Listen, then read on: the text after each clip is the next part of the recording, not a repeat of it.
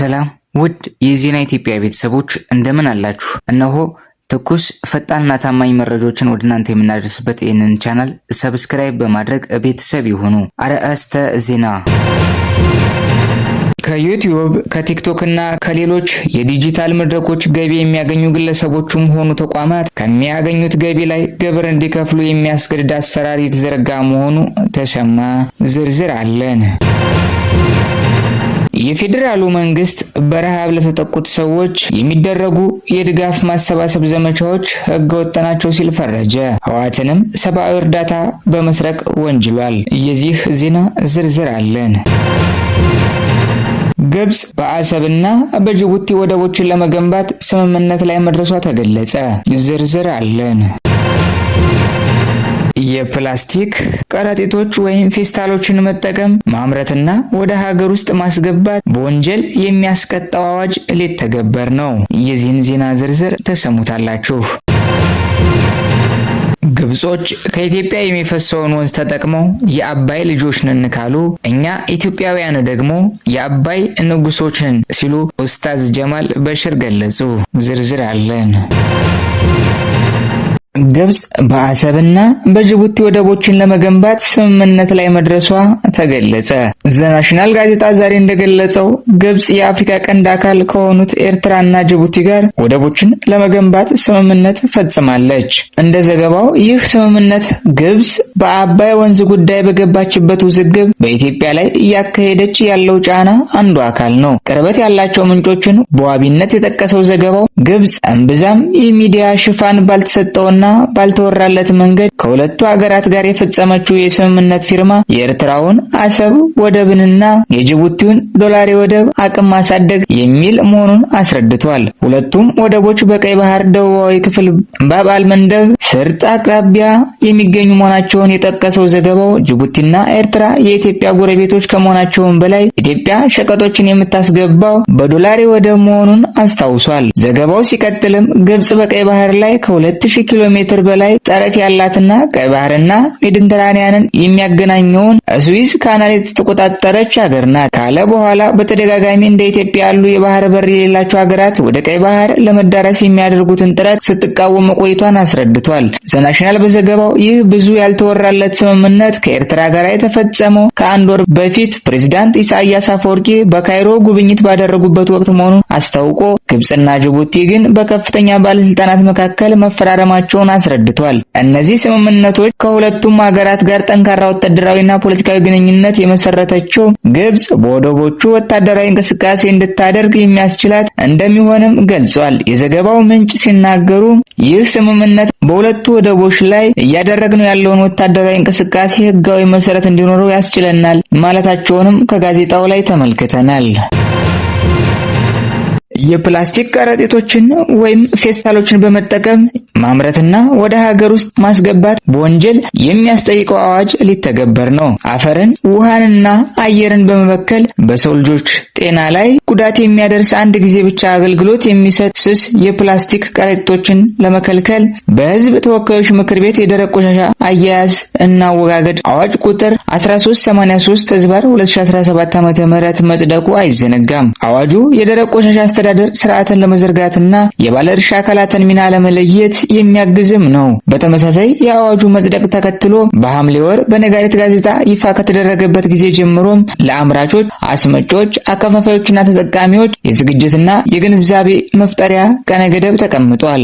ለአንድ ጊዜ አገልግሎት የሚሰጡ የፕላስቲክ ከረጢቶች ለቆሻሻ አያያዝ ስርዓት እንቅፋት እየፈጠሩ በመሆናቸው ባለፈው ዓመት መገባደጃ በሕዝብ ተወካዮች ምክር ቤት በአዋጅ ክልከላ እንደተደረገባቸው በማስታወስ ለኤንቢሲ ኢትዮጵያ ማብራሪያ የሰጡት በኢፌዴሪ በአካባቢ ጥበቃ ባለስልጣን የከተማ ቆሻሻና አወጋገድ ክትትል ዴክስ ቡድን መሪ ዋሲሁን አለሙ ናቸው። አዋጁ በአጠቃላይ ለአንድ ጊዜ አገልግሎት የሚውሉ የፕላስቲክ ከረጢቶችን መጠቀምን፣ ማምረትን፣ ወደ ሀገር ውስጥ ማስገባት፣ መሸጥ፣ ማከፋፈልና ማከማቸትን አዋጁ ሙሉ በሙሉ እንደሚከለክል ነው ብለዋል። በአዋጁ ክልከላ የተደረገባቸውን ምርቶች ማንኛውም ሰው ለመጠቀም መሞከርና መጠቀም ከ2000 እስከ 5000 ብር ቅጣት እንደሚዳረግ ገልጸዋል። አምራቾች፣ አስመጪዎች፣ አከፋፋዮችና አከማቾች ደግሞ ከብር 50,000 እስከ 200,000 ብር እና በ5 ዓመት ጽኑ እስራት አዋጁ ደንግጓል።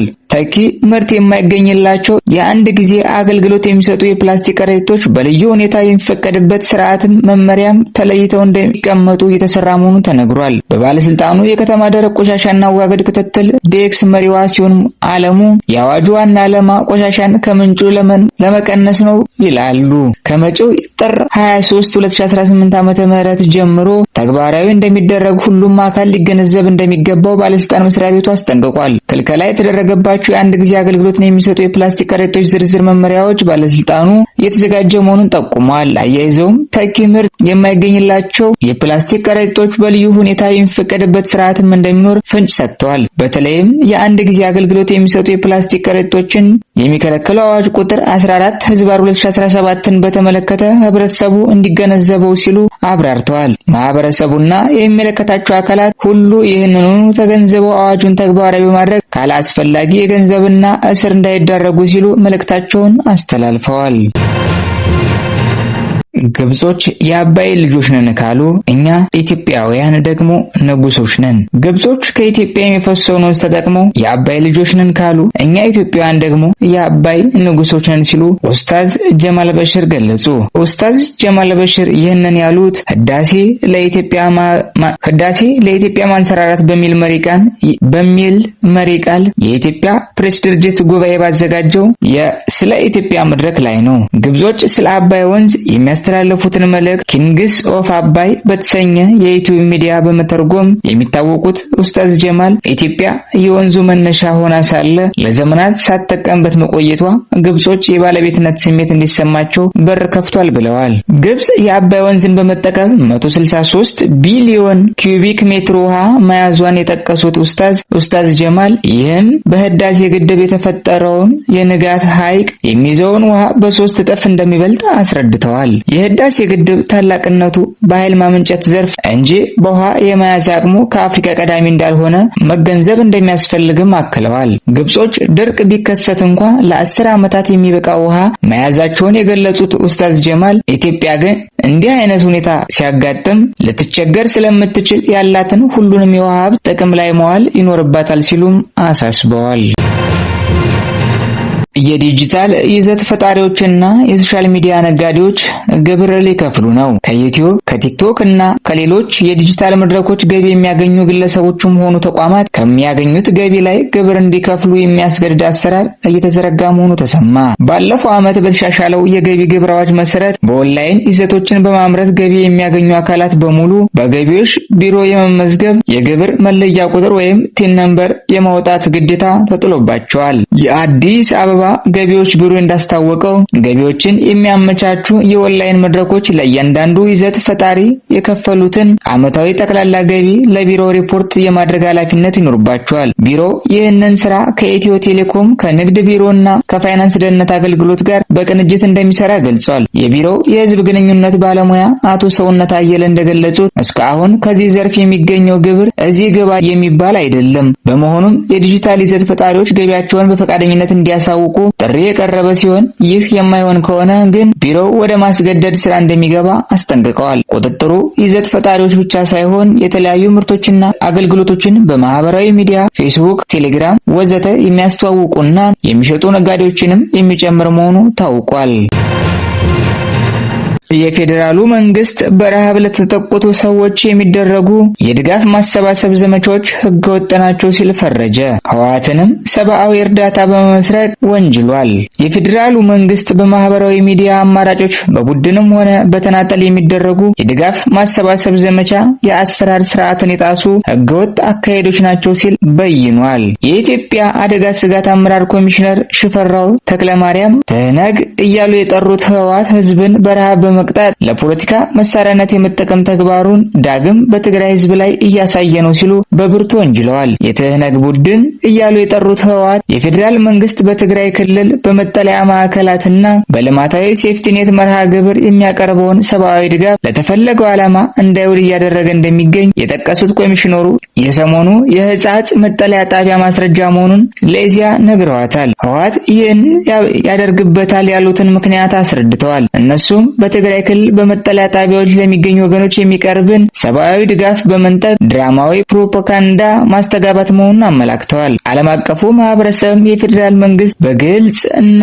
ማስረጃ የሚልከው ሰብአዊ ድጋፍ የት እንደሚገባ መጠየቅ አለበት ያሉት ሽፈራው በቡድኑ የሐሰት ፕሮፓጋንዳ መደናገር እንደሌለበትም አሳስበዋል። የፌዴራሉ መንግስት አስተማማኝ ድጋፍ እያደረገ ነው ሲሉ የሚከራከሩት ኮሚሽነሩ ሙግታቸውንም በአሃዝ አስደግፈዋል። በዚህም በትግራይ ክልል ከባለፈው ጥር ወር 2017 ዓ.ም ጀምሮ እስከ ታህሳስ ወር 2018 ዓ.ም ድረስ 2 ሚሊዮን ኩንታል በገንዘብ ሲተመን 32 ቢሊዮን ብር የሚገመት ሰብአዊ ድጋፍ መሰራጨቱን አስታውቀዋል። ይሁንና ህወሓት በትግራይ ክልል ሰብአዊ ድጋፍ ተደራሽ እንዳይሆን በማስተጓጎል ድጋፉን ከችግረኛ ዜጎች በመንጠቅ ዳግም የህዝብ ጠላትነቱን እያረጋገጠ እንደሚገኝም ጠቅሰው ኮንነዋል። ህወሓትን በብርቱ የወነጀሉት የኢትዮጵያ አደጋ ስጋት አመራር ኮሚሽነር ሽፈራው በተናጠልም ሆነ በቡድን የሚደረጉ የድጋፍ ማሰባሰብ ዘመቻዎችም የአሰራር ስርዓትን የጣሱ ህገወጥ አካሄዶች ናቸው ሲሉ ተናግረዋል። የተለያዩ የማህበራዊ ሚዲያ አማራጮችን በመጠቀም ሰብአዊ ድጋፍ በማሰባሰብ ላልተገባ ዓላማ እየዋሉ የሚገኙ አካላት ከድርጊታቸው ሊታቀቡ እንደሚገባም አሳስበዋል።